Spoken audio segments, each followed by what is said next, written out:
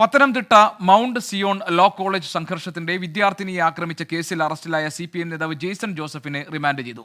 Pathanamthitta first class judicial magistrate കോടതിയാണ് remand ചെയ്തത്. CPIM Perunad area committee അംഗവും DYFI ബ്ലോക്ക് സെക്രട്ടറിയുമായ ജെയ്സൺ ജോസഫ് പത്തനംതിട്ട DYSP ഓഫീസിൽ കീഴടങ്ങുകയായിരുന്നു.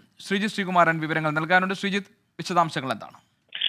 ഇന്ന് രാവിലെയാണ് ജെയ്സൺ ജോസഫ് ഈ പത്തനംതിട്ട DYSP ഓഫീസിലെത്തി കീഴടങ്ങിയത്. രാവിലെ 9 മണിയോടുകൂടി ഇയാളുടെ അറസ്റ്റ് രേഖപ്പെടുത്തുകയായിരുന്നു. ഡിസംബർ 20-20 ഈ കേസിന് ആസ്പദമായ സംഭവം. വിദ്യാർത്ഥി സംഘർഷത്തിനിടെ അവിടുത്തെ നിളായസ് പണിക്കർ എന്ന ഒരു വിദ്യാർത്ഥിനിയെ മർദ്ദിച്ചു എന്നാണ് കേസ്. ഈ പെൺകുട്ടി KSU അനുഭാവി ആയിരുന്നു.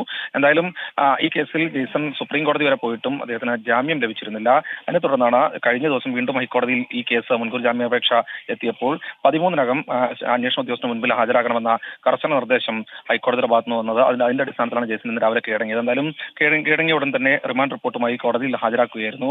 ഈ റിമാൻഡ് റിപ്പോർട്ടിലാണ് ഇടത് യുവജന സംഘടനാ പ്രവർത്തകനായ ജെയ്സൺ ജോസഫ് ജാമ്യത്തിൽ പോയാൽ, പുറത്തിറങ്ങിയാൽ ഒരുപക്ഷെ വലിയ പ്രശ്നങ്ങൾ ഉണ്ടാകും, ഈ പെൺകുട്ടിക്ക് വലിയ ബുദ്ധിമുട്ടുണ്ടാകുമെന്ന പരാമർശം പോലീസിന്റെ ഭാഗത്തുനിന്നുണ്ടായത്. അതായത് പോലീസിന്റെ ഭാഗത്തുനിന്ന് കർശനമായ നിർദ്ദേശങ്ങൾ അല്ലെങ്കിൽ കർശനമായ വിവരങ്ങൾ ഈ റിമാൻഡ് റിപ്പോർട്ടിൽ ഉണ്ടായിരുന്നു. അതിന്റെ അടിസ്ഥാനത്തിലാണ് ഇപ്പോൾ ജെയ്സൺ ജോസഫിനെ റിമാൻഡ് ചെയ്തിരിക്കുന്നത്. പക്ഷേ നാളെ ജാമ്യാപേക്ഷയുമായി വരാൻ കോടതി തന്നെ, Pathanamthitta first class judicial magistrate കോടതി തന്നെ ആവശ്യപ്പെട്ടിട്ടുണ്ട്. നാളെ മറ്റു കാര്യങ്ങൾ പരിഗണിക്കാമെന്ന് പറഞ്ഞിട്ടുണ്ട്.